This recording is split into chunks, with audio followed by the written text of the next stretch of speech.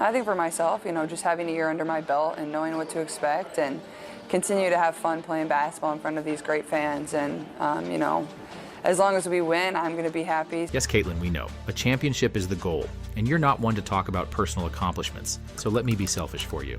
After a rookie season that was nothing short of historic, breaking 62 records, dragging a basement team to the playoffs, finishing 4th in MVP voting, it should have been automatic. Caitlin Clark should have entered 2025 as a frontrunner for MVP. But that's not how the media played it. Instead, many in the media defaulted to A'ja Wilson repeat. And look, A'ja's elite, no one's denying that. And when they didn't choose A'ja, they made excuses. A couple of things. Do I expect A'ja Wilson to be A'ja Wilson again this year? Yes. But I also know there is such a thing as voter fatigue. But now, the tide has changed. There we are right there. Caitlin Clark is officially the favorite to win the most valuable player. FanDuel, BetMGM, and now even ESPN all have Caitlin Clark as the MVP frontrunner, ahead of A'ja Wilson and Nafisa Collier. How the turntables. That's not fan hype. That's Vegas. That's data. That's people putting real money down because they know what's coming. We're here for the takeover. And the WNBA media? Yeah, they're slowly getting in line too. After a year of eye rolls, backhanded compliments, and thinly veiled jealousy, you can feel the tone shifting. They're realizing what the fans already knew. Caitlin Clark isn't just good, she's generational. So what changed? A lot. And every piece of it points to a breakout domination-level season from Caitlin and the Fever. Clark, yes! A new career high for Caitlin Clark. She's about to go beast mode in ways people aren't ready for. Let's get into it. But first, like this video if you think Caitlin's taking home MVP, and hit subscribe for more Fever updates. That is why she is my choice for the 2025 WNBA MVP. Some people, like Rachel Demita, saw it coming before the rest of the media caught up. Caitlin Clark didn't just have a solid rookie season, she had a record-shattering one. 62 records. Let that sink in. Most notably, she set the WNBA single-season assist record as a rookie. That's absurd. And she did it while being the most targeted, most scrutinized, most talked about player in the league. On and off the court, with a team that was still finding its identity. Like she broke the record for assists. I don't think people really understand how crazy that is to do as a rookie, your first year doing this. After the Olympic break, Caitlin went on an absolute heater. Here is Clark off the screen, launches, and drops a triple. Really physically demanding. So it is. From that point forward, she dropped 23 points per game while carrying a team that, just one season earlier, was a bottom feeder. She led them to the playoffs, made everyone around her better, and did it all under the most intense spotlight any rookie has ever faced. So naturally, all signs pointed to her second year being even better, but according to some analysts, she wasn't even a contender. Bleacher Report's WNBA analyst Nukias Duncan actually ranked her 5th in the league heading into 2025. And who did he put ahead of her? Alyssa Thomas, the player who averaged just 10.6 points per game last season. Caitlin Clark at 5 is crazy to me, and it's crazy to me just off the rip because if we look at the MVP voting from last season, she was number 4 in MVP voting. It was A'ja, Nafisa, Brianna, and then Caitlin. The reason? According to Duncan, ranking Caitlin any higher just felt like too much, too soon, especially putting her above players who had already won championships. Gee, where have we heard that before? Oh right, when ESPN decided Caitlin Clark wasn't a top 5 women's college basketball player of all time, despite literally being the all-time leading scorer, the face of a cultural movement, and the reason the championship game pulled in more viewers than the men's. How can you be a top 5 player if you have not won a title? It's one of those things where people just haven't been ready to give Caitlin Clark her due. But now, that same ESPN that once left her off their college GOAT list has named her the MVP frontrunner, ahead of A'ja Wilson and Nafisa Collier. And let's be honest, it's officially a 3-player race. The odds drop off dramatically after Breanna Stewart. Everyone else is basically a long shot. So this begs the question. Hey, what happened? Well, a lot of things happened. And honestly, they were all there months ago. The signs, the momentum, the roster moves. But once training camp kicked off, Everyone finally started seeing what Fever fans already knew. Fever made a ton of offseason moves that instantly pushed them into contender status, and every single one of them makes Caitlin Clark even more dangerous, starting with their coach. If there was any coaching at all in Indiana, they would not be 5 games below 500. Again. Many fans and analysts thought Caitlin Clark and the Fever succeeded in spite of their coach, Christy Sides. And while no one ever came out and said it directly, the signs were there. And I told y'all this last year. Well, I didn't tell y'all this last year on air, but like we saw when they took the pictures with Christy Sides, like when she pulled up on them at All-Star game, her, Kelsey, and AB, and everybody just kind of like rolled their eyes and walked away like she was a groupie. Yeah, that told me everything I needed to know. So when I said like she's not it was based on 2 years of seeing things that just shouldn't have been happening in the first place. You had Caitlin mentioning early in the season that she wasn't getting a lot of advice on the sidelines. There were moments on the court where the body language from players, frustrated glances, disconnected huddles, made it clear that something wasn't clicking. Then, in the offseason, Caitlin made some subtle but telling comments about the team lacking strategy and structure. Add to that the constant fan criticism that they were constantly getting outcoached in close games, and yeah, it was time for a change. That's why they brought in an elite coach, 2023 Coach of the Year, Stephanie White. It was obvious to Fever fans from day one that this was a massive upgrade. But now it's not just the fans saying it. The media and the league are finally catching up because they're seeing the difference in practice. Nice, good. Build on this to add then our drags and our step-ups. Right here, yep, Tosh. Yep, let's time it so we really get you over the top.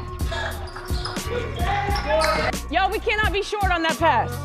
We can't be short on that pass. She's going to help the Fever win, and that means she's going to help Caitlin. Better coaching means smarter rotations, cleaner offensive sets, and players actually moving without the ball. It means more designed plays that showcase Caitlin's vision, and teammates who are in the right spot to finish. More assists, fewer forced shots, more points on the board. And when the Fever rack up wins because of that efficiency, you better believe the MVP conversation starts heating up fast. Now you have a veteran coach in Coach Stephanie White. You have seen her be so involved with her players. And Caitlin is clearly impressed. Stephanie White alone would have been enough to boost Caitlin's MVP stock, elevating her play, tightening up team execution, and actually putting a real system in place. But then you add in the new squad, and suddenly you're not just looking at an MVP season, you're staring down the barrel of a full-on takeover. The Fever didn't just make moves, they made championship moves. They went out and signed winners. Natasha Howard and Sydney Colson both bring that championship DNA. Players who know what it takes to win, who've been through the grind, and who don't flinch when the lights get bright. Then they added Brianna Turner, giving them serious depth and rim protection. And you can't forget Sophie Cunningham. Rebounds. So Breezy doing her part. 3 on the way by Sophie is good. Oh, number 9. She's the sassy, sharp-shooting, trash-talking Swiss Army knife that every team hates to play against but loves to have. She's already making her presence known in training camp and looks like the ultimate glue player. And of course, there's DeWanna Bonner. I'm just happy to be here. We're happy you're here too, DeWanna. And it's not just the fans saying that. The entire Fever locker room feels the same way. DeWanna Bonner is already the emotional anchor of this team. You can see it in the way the players talk about her, the way they light up when she's mentioned, and how they lean in when she speaks. She's not just a vet. They treat her like a player coach. She's been through the wars, she's won titles, and she brings that calm championship presence to a team full of talent, but hungry for direction. Whether it's guiding younger players, helping the team stay locked in, or just keeping the energy up when the pressure hits. DeWanna is that voice in the room. But like any great team, success isn't just about collecting names. It's about how those names fit together. And that's what has people talking. Lexi Brown of the Seattle Storm dropped some really sharp analysis recently, and she nailed it. But you have a Natasha Howard and a DeWanna Bonner that can just straight up go get their own bucket. And they're huge, okay? These are tall people, okay, guys? I think they're both like 6'3" and 6'4", right? So matchup nightmare. Sophie Cunningham, has been playing out of position in Phoenix for like 3 years. So she probably will get to go play the 3 again. She's a very underrated defender. And now you have very elite rim protection in Bree Turner. So now you go keep Aaliyah Boston out of foul trouble, which means she's going to be able to stay on the court. So, do I think that they are a contender? Yes, I do. One of the biggest questions heading into training camp was how this team, full of new faces, big personalities, and high expectations, would gel. You can have all the talent in the world, but if the chemistry's off, the whole thing falls apart. But from what we've seen so far, that's not going to be a problem. There's a clear sense of mutual respect among the veterans and the younger stars. The leaders, DeWanna Bonner, Natasha Howard, Stephanie White, have set the tone. And it's obvious the rest of the roster wants to be there, wants to learn, and wants to win. You know, everybody knows we have so much talent, but at the same time, like, you got to put that together. It's not going to be like, all right, you have all these great players, you step out on the court, it's going to work. Like, it's going to take a little bit of time to figure things out, figure out how everybody works with one another. So, DB's been tremendous, and obviously, you know, not only as a leader, she's a tremendous basketball player too, and she's won championships. She knows what it is. So when she speaks, everybody listens. So I think that was a piece of the thing we were missing last year. Is like we didn't really have that inside of our locker room. So just really grateful for that, and you know, just the way she talks and she leads. Like for me as a second-year point guard, like I want to win for her. Like this is the end of her career. Like she deserves it. You know, I think the challenge sometimes for veterans when you come in is to you know, grow the young ones in terms of their leadership. So being willing to help navigate, but also being willing to listen. And this group has been outstanding in that. And they just raise the intensity level. I mean, we have a core group that's pretty intense in general. But when you have players like DB and Tosh and Sid and Sophie that come in and just demand excellence daily, it just takes it to another level. But to be honest, I think everyone in here is just full of great energy. We know where we want to be at the end of the season. And so I think people are just coming in with a great mindset every day, wanting to learn, wanting to be the best teammate possible. And when I tell you it's a good, fresh breath of air, it is. And so you guys will see it soon. And that's just the supporting cast. We haven't even talked about Caitlin herself. She is not the same player she was last season, and there's a reason why. Caitlin, in her sophomore year, she's more seasoned. She has had time to rest. She's had time to really regroup and see exactly where she wants to go. Obviously, they have a ton of new players, new coach. She finally got rest, real rest. No nonstop schedule, no bouncing from college to pro ball to overseas. Just a few months of golf, interviews, maybe some beach time, but make no mistake, there was plenty of training. And then the photos dropped. Yeah, those photos. Caitlin Clark didn't just rest, she reloaded. She showed up to camp absolutely jacked. And while sure, she looks more intimidating, the real story isn't aesthetic. It's what it means for her game. This is going to change everything on the floor. Redoubled off to Carter. Her jumper is good. Kennedy Carter now with 12 points off the bench. As I mentioned in another video, that cheap shot by Kennedy Carter wasn't just a dirty play, it was a turning point for Caitlin Clark. In the month after it happened, she put on 2 pounds of muscle and noticeably leveled up her game. It was like a switch flipped. She got stronger, more physical, and even more relentless. Early 9-point lead. Clark a three. It is good. Wheeler finds Clark from the logo. And now, she's clearly been back in the gym, and not just casually. She looks locked in, and the results are showing. Her teammates have been raving about it. Her strength, her confidence, her command of the offense. It's not just that she's bulked up, it's that she's using that strength to control the game in a whole new way. I feel like everyone talks about it. I'll see it on social media. They'll be like, Caitlin has so strong muscles, and don't tell her I said that either. don't even mention that. Yeah. But I think her strength, I mean, she gets in the paint and she's able to bully her way in and finish strong at the basket. I mean, everyone talks about, once again, her three-point shooting, and we've all seen her passing, but I think her ability to get downhill and really just stay on balance and score the ball, I think is going to be great this year too. How would you explain the shift? Sure, the game will still be physical. No one's pretending the bumps and cheap shots are going to magically disappear, but Caitlin Clark isn't going to get tossed around like she did last season. She's stronger now, both physically and mentally. She's going to be able to take contact, fight through it, and finish plays she couldn't last year. And with that added strength comes added confidence. And it's all of this, her improved frame, her off-season growth, the loaded roster, the elite coaching, the maturity, that's now in plain view.